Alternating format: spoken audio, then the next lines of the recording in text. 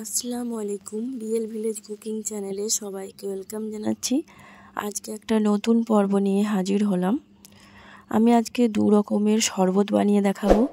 এই প্রচণ্ড গরমে বা রমজান মাসে আপনারা এইভাবে শরবত বানিয়ে খেতে পারেন। প্রাণ জুড়ানো এই শরবত খেয়ে মন প্রাণ জুড়িয়ে যাবে। চলুন তাহলে শুরু করেন। আজকে নিয়ে নিচ্ছি পুদিনা পাতা। আজকে আমি পুদিনা পাতার শরবত বানিয়ে দেখাবো। এখানে কিছুটা পরিমাণ পুদিনা পাতা নিয়ে নিয়েছি, ভালো করে ধুয়ে পরিষ্কার করে এইভাবে আমি নিয়ে নিচ্ছি। পাতা পাতা সাইজগুলো আমি নিয়ে নেব। এই রকম করে আমি কিছুটা পরিমাণ পুদিনা পাতা এইভাবে পরিষ্কার করে নিচ্ছি, দিয়ে একটা মিক্সিং জারের মধ্যে নিয়ে নেব। মিক্সিং জারের মধ্যে কিছুটা পরিমাণ দিয়ে দিলাম। এবার এর মধ্যে আমি দিয়ে দেবো চিনি। 2 চামচ চিনি দিয়ে দিচ্ছি। আপনারা যে যেমন পরিমাণে বানাবেন সেই অনুযায়ী চিনিটা দেবেন। দিয়ে দিচ্ছি আইস কিউব। এবার দিয়ে দিচ্ছি আমি 1 চামচের মতো লেবুর রস। এর মধ্যে আমি লেবুর রস দিলাম, এটা অপশনাল, আপনারা চাইলে স্কিপ করতে পারেন। এটা দিলে এর মধ্যে যখন শরবতটা খাবেন একটা অরেঞ্জের যে ফ্লেভারটা আসবে, এটা খেতে খুবই ভালো লাগবে। এখানে আমি চিনি গুঁড়ো নিয়ে নিয়েছি আর একটা গ্লাস নিয়ে নিয়েছি, আর চারিপাশে আমি একটু এইভাবে লেবুর রসটা লাগিয়ে দেব। চিনি গুঁড়োর মধ্যে এইভাবে আমি একটু এইভাবে ঘুরিয়ে নিচ্ছি, এতে দেখতে সুন্দর লাগবে।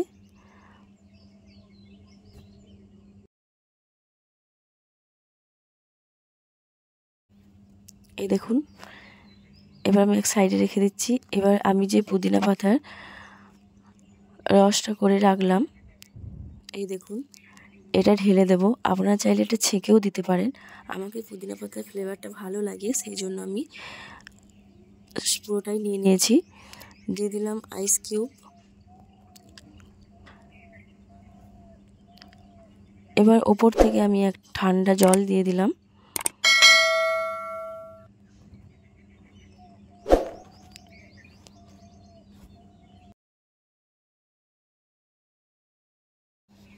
এই দেখুন, প্রাণ জুড়ানো এই পুদিনা পাতার শরবত ঠান্ডা ঠান্ডা প্রচণ্ড গরমে এইভাবে বানিয়ে খাবেন, প্রাণ জুড়িয়ে যাবে।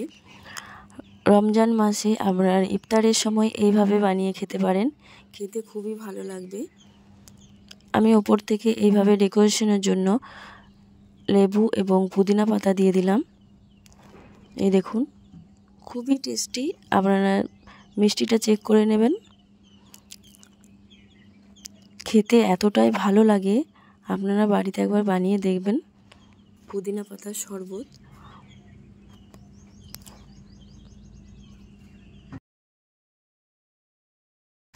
হেলদি একটা ড্রিঙ্ক, আপনারা এইভাবে বানিয়ে বাচ্চাদের দিতে পারেন, বাচ্চারা তো খুবই পছন্দ করবে।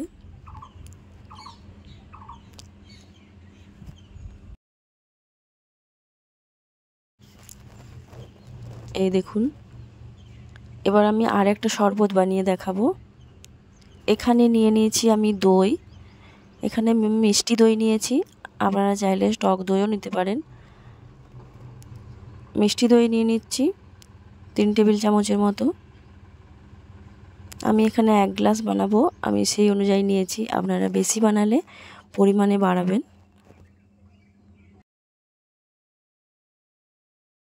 টক দইটা ভালোভাবে ফেটিয়ে নিতে হবে। এটা খুব ভালোভাবে ফাটাতে হবে যতক্ষণ না এইভাবে একটা মিহি ভাব আসছে। আপনারা এখানে মিক্সির মধ্যে দিয়েও করে নিতে পারেন। এই দেখুন, আমি এখানে দেখাচ্ছি। এই দেখুন, এই মতো হবে স্ট্রাকচারটা। এবার এর মধ্যে ঠান্ডা জল দিয়ে দিচ্ছি। ঠান্ডা জল দিয়ে ভালোভাবে গুলিয়ে নেব। এবার দিয়ে দেবো চিনি। চিনিটা আপনারা যে যেমন পছন্দ করেন সেই অনুযায়ী দেবেন। আমি এখানে চিনি দিয়ে দিলাম 1 টেবিল চামচ দিয়েছি, আবারও 1 টেবিল চামচ দিয়ে দিলাম। এবার চিনিটা গলা পর্যন্ত এইভাবে আমি নাড়াচাড়া করতে থাকবো যতক্ষণ না চিনি ভালোভাবে গলে আসছে। এই দেখুন ঘনত্বটা ঠিক এই রকম হবে। এই দেখুন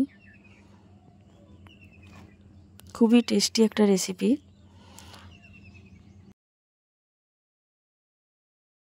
1 থেকে 2 মিনিট এইভাবে ফেটাতে থাকতে হবে, এতে করে চিনিটা খুব ভালোভাবে গলে যাবে। দিয়ে দিচ্ছি বিট লবণ সামান্য। বিট লবণ দিয়ে এর স্বাদটা ভালো আসে। বিট লবণ দিয়ে আবারও ভালোভাবে মিশিয়ে নেব।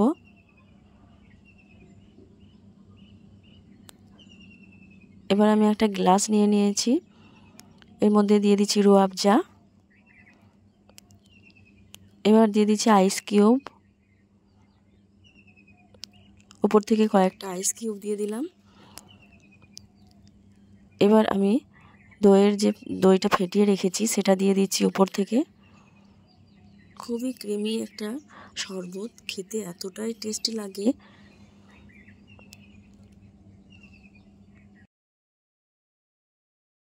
উপর থেকে কয়েকটা আইস কিউব দিয়ে দিচ্ছি। এবার আমি এখানে দিয়ে দেবো আমসত্ত্ব। এটা অপশনাল, আপনারা চাইলে নাও দিতে পারেন, দিলে ভালোই লাগবে। আপনারা চাইলে এখানে উপর থেকে কিছু ড্রাই ফ্রুট দিতে পারেন। এবার দিয়ে দিচ্ছি পুদিনা পাতা উপর থেকে ডেকোরেশনের জন্য। এ দেখুন শরবত রেডি হয়ে গেল, দই শরবত। খেতে খুবই টেস্টি লাগে। আপনারা একবার বাড়িতে বানিয়ে দেখবেন, খুবই প্রশংসা পাবেন। যে খাবে খুবই প্রশংসা করবে, এতটাই টেস্টি হয়। আর একবার খেলে মন ভরবে না, বারবার খেতে ইচ্ছা করবে। এই দেখুন, দেখেই লোভ লাগবে এই শরবত। তাহলে দেখলেন তো কত সহজে এই দই শরবত বানানো যায়। তাহলে আমার এই রেসিপি আপনাদের কেমন লাগলো কমেন্টে জানাবেন। আর যদি নতুন হয়ে থাকে চ্যানেলে লাইক দেবেন।